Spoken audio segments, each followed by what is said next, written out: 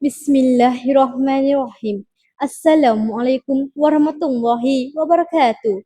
Salam sejahtera dan salam Malaysia Madani. Tun Dr. Mahathir pernah berkata, manusia yang lemah sekalipun jika bersatu padu pasti akan dapat menggoncang dunia. Demikianlah kesannya perpaduan.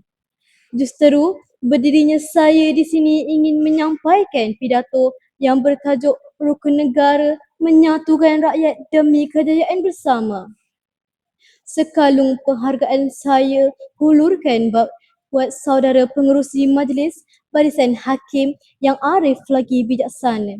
Seterusnya, saudara dan saudari yang diberkati sekalian.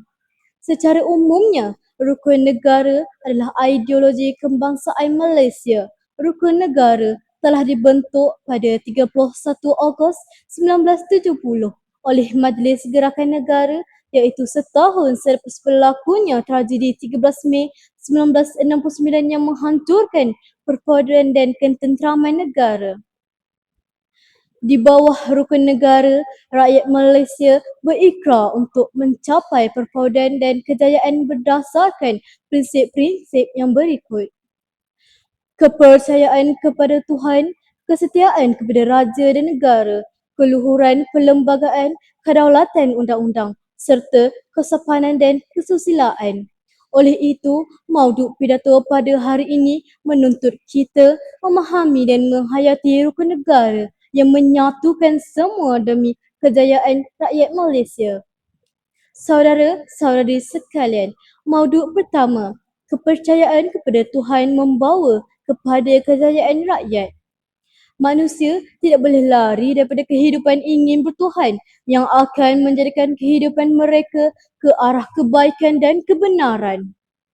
Rakyat Malaysia tanpa mengira agama yang meletakkan Tuhan sebagai tonggak teratas boleh dijadikan pendorong perjuangan dan pengorbanan yang tidak terhingga. Lihat saja ketika atlet negara mencapai kemenangan di persada dunia tanpa mengira agama apa pun. Perkara yang pertama diucapkan sudah tentulah penghargaan dan kesyukuran kepada Tuhan. Selain itu, kepercayaan kepada Tuhan juga boleh dijadikan pendorong untuk mencipta kejayaan yang luar biasa. Saudara dan saudari yang budiman, mauduk kedua, rukun negara menyatukan rakyat melalui perlembagaan. Perpaduan yang utuh amat bergantung kepada persefahaman dalam kehidupan seharian. Namun begitu, negara kita yang berbilang kaum menyebabkan wujud perbezaan dari segi bahasa, nilai dan kepentingan. Di bawah keluhuran perlembagaan rakyat perlu menerima, mematuhi dan mempertahankan keluhuran atau kemuliaan perlembagaan negara sebagai sumber perundangan yang tertinggi.